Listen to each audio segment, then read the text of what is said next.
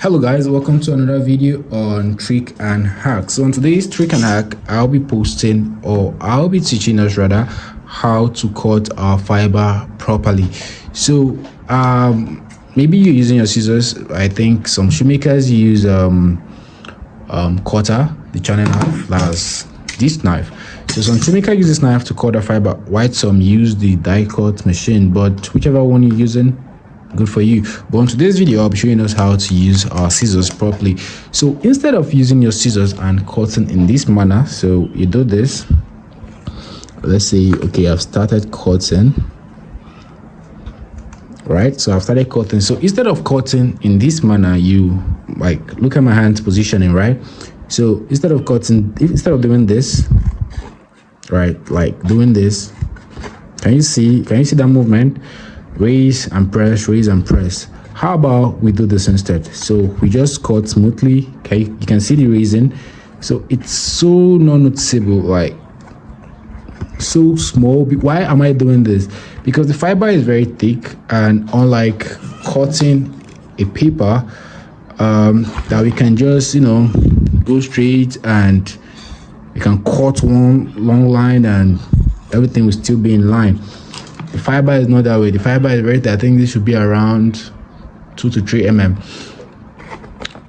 So we rather cut gently. So little by little, you raise it, non-noticeable raising. So little by little by little by little by little. Slow and steady when you raise, and you can't rush perfection. So I recommend you take your time, because if this is not done properly, let's say you're making a shoe, and now this is the pattern of what we're working with, right? So we can see that the pattern is, I don't even need much filing to get the job done. Like everything is smooth. I just need to just do a little touch on it and we're good to go. And let's say you make mistake, like when cutting and it's not even, they are not symmetrical, like you can't align two patterns together, and they'll have that uniqueness or that similarities. You can't do that. So it becomes a problem, because you now have to want to start filing or using your hand to adjust it. So it's better you take your time and get all curves right. Get all curves right, so you're good to go. So let's go back to our video. Okay, so you want to do this slow and steady. You can choose to start your cutting from this part of the scissors. Okay, you can choose to start from this part of the scissors, or you can choose to start from the center part of the scissors. Either one you want to use is still fine. So I can use this, like I make sure my cutting doesn't exceed here to here. So I make sure my cutting doesn't exceed this point, that's the ending part of the scissors, to around this point.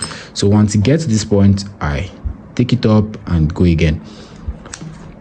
So we have something like this. So this is the ending. So I cut down to this point. Now I don't want to continue going. I take it up again to start afresh. I cut down to this point. I take it up again and start afresh. I cut down to this point, go up, cut afresh.